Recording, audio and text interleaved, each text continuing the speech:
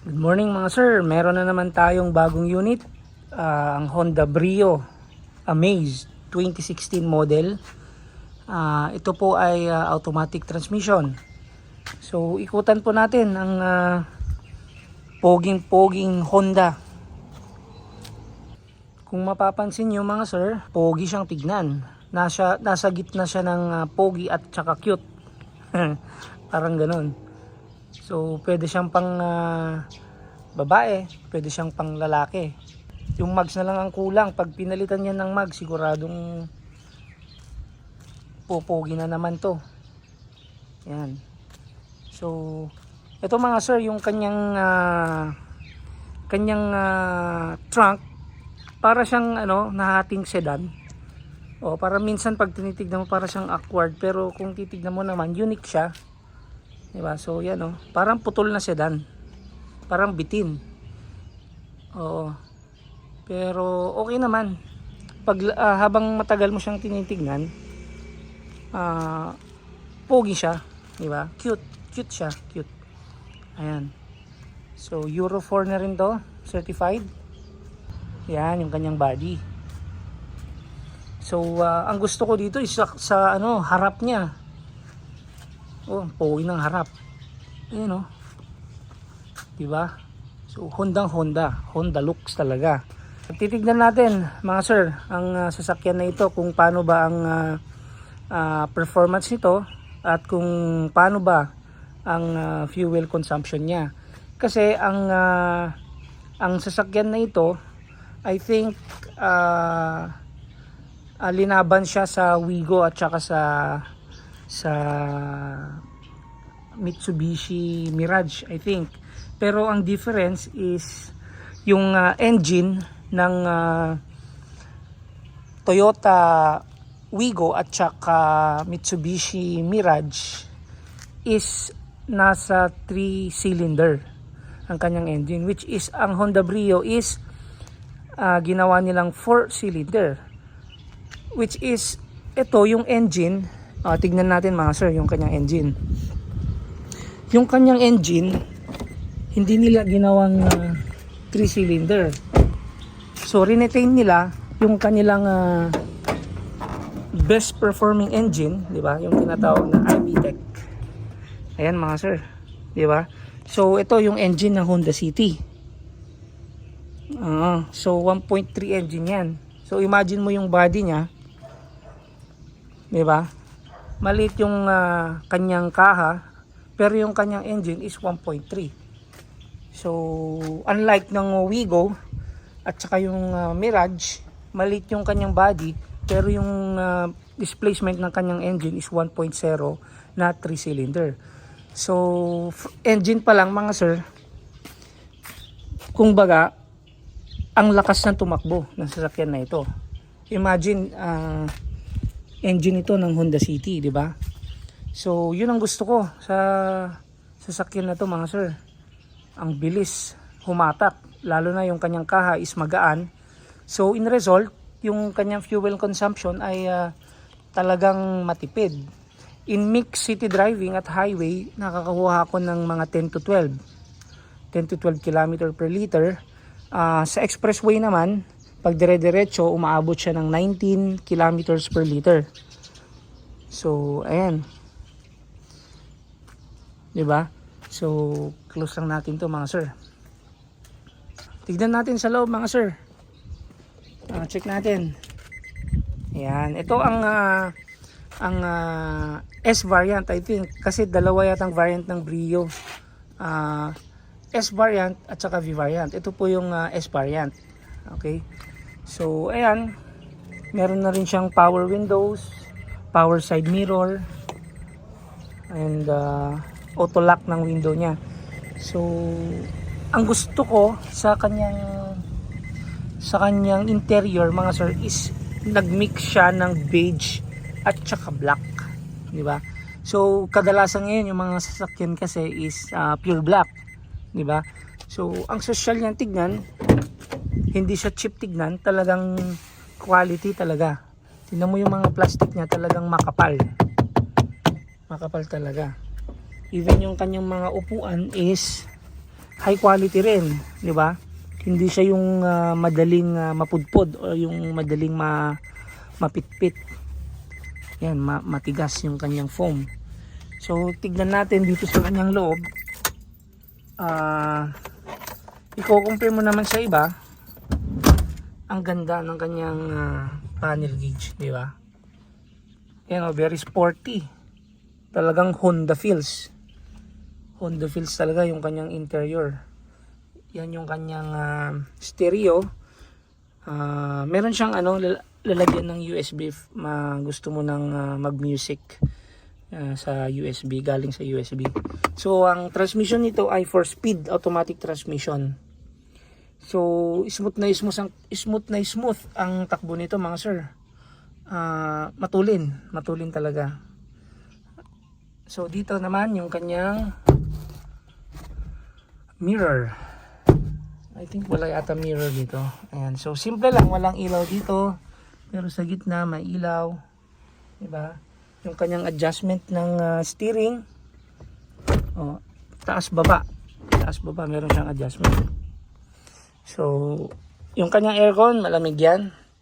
So yung kanyang controls dito walang masyadong maraming nangyayari. Simple lang. Aircon, on and off ng aircon, stereo, flasher, rear defogger, AC control, at saka yung kanyang ano bang tawag dito sa aircon, yung circulation. Yung circulation niya. Yan lang, wala nang iba mga sir. Super simple lang talaga. Wala siyang control panels dito sa kanyang steering wheel. Ang speaker nito mga sir, maganda ang quality ng speaker. Kadalasan naman ng mga Honda na nagamit ko, mga CR-V, Honda City, talagang high quality ang sounds ng kanyang speaker talaga. Basta Honda, automatic yan. So ano pa ba ang gusto ko sa sasakyan na ito?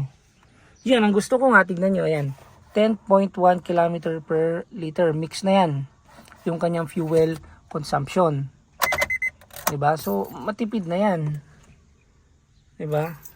Lalo na yan pag sa dire-diretsong highway mga sir, sigurado yan, mas matipid na naman. So tignan natin yung kanyang space ng trunk.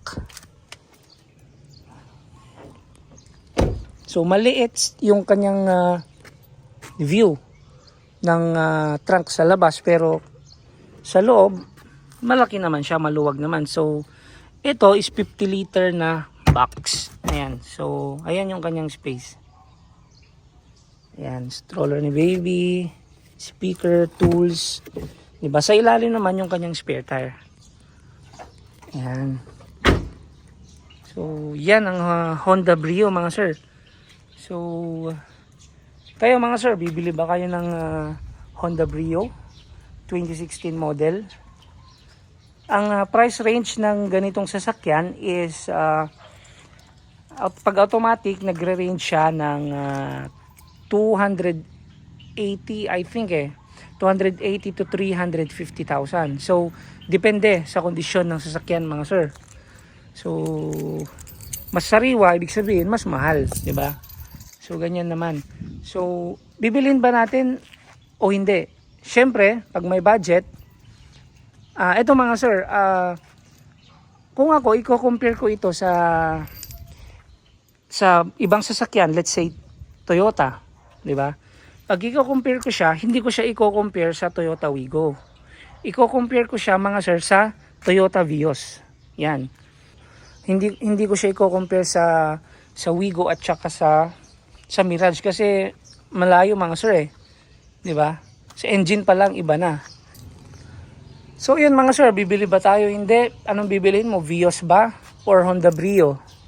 If for example you have a budget na 300,000, let's say 320,000.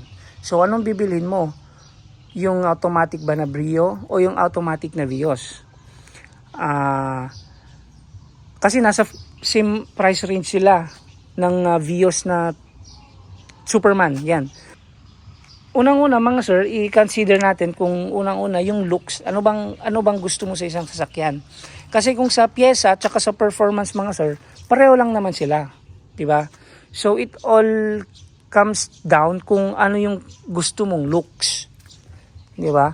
So syempre looks outside at saka yung looks ng kanyang interior. So if you are a person na gustong-gusto yung ganitong looks ng interior, instead of black, pure black na interior, tsaka yung kanyang panel gauge is sporty, di ba?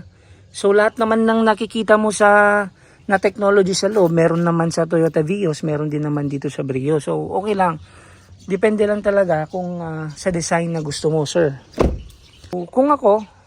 Kung pagpipiliin ako sa Toyota Vios na Superman or sa Brio, I think maganda pareho mga sir eh. Hindi ako makapili eh. Gusto kong dalawa eh. Depende lang talaga sa inyo. Di ba? So, kung sa looks, syempre, pogi yung Superman, di ba? Pogi yung Superman. Pogi rin naman to. Di ba? So, anong pipiliin mo mga sir if you have a budget na around 350k? Diba? Minsan kasi ang Brio, nakukuha mo siya ng mas mababang price. Pag mga Matic, nakakakuha ka ng mga 300 to 320. Diba? So, kung ako, yun yung price range ng pera ko. Tapos yung Vios naman na Superman na 2014 model to 2016 is around nasa 360k ang bayad ng isang automatic na car. If makakakuha ako ng price na around 300 to 320, dito na ako sa Brio. Definitely. 'Di ba? Definitely 'yan. Unang-una sa engine pa lang 1.3 yan, sir. At saka iVTEC. Pareho 'yan ng makina sa Honda City. So matulin 'yan, sir, at smooth. Walang vibration ng engine 'yan, super smooth. Lalo na pag high RPM talagang hihilain ka niyan. So, sa looks naman, 'di ba? Lagyan mo lang 'yan ng mags, poging-pogi na 'to. At that price range. So, yung 300 to 320 na pambibili ko dito is mas sulit siya, mas value siya sa pera ko kaysa kumuha ako ng Vios na 360, 370. 'Di ba? So, sa pyesa naman, wala naman tayong problema sa pyesa nito. This is a Honda. 'Di ba? Marami 'yan sa mga auto shop or auto supply. So yun ang opinion ko mga sir. So iba-iba tayo ng opinion. But then, 'di ba? Ba't pa ako gagastos ng extra 50 to 60k kung makakakuha naman ako ng mas mababa sa presyo na 'yan? Na ang performance naman is I think pareho lang, 'di ba? Sa fuel consumption, hindi naman yan nagkakalayo. Sa performance, hindi naman yan nagkakalayo. Pero if masubukan mo na kasi ang Vios ng VVTi, single VVTi, at saka itong 1.3 na iVTEC mga sir, is talaga iba ang feeling ng iVTEC mga sir. Iba, mas smooth, mas refined, mas mabilis tumakbo. Yan, yung VVTi kasi low RPM lang siya mahatak, mabilis. Pero try nyo siyang tumaas ng mataas na RPM, parang mabibiting ka sa power. Unlike nito, the iVTEC, the higher the RPM, the higher din ang hatak. Mas tutulin ka pa. Yun ang difference niya, mga sir, na napansin ko. So, yun lang mga sir. Ulitin ko, if ganun ang price range ng budget ninyo, nasa around 320, mag-Brio na kayo mga sir. Yan. So, ayun lang mga sir. Maraming salamat sa panonood. So next time mag-review ulit tayo ng ibang sasakyan if meron naman po tayong makukuha. So good day mga sir, maraming salamat.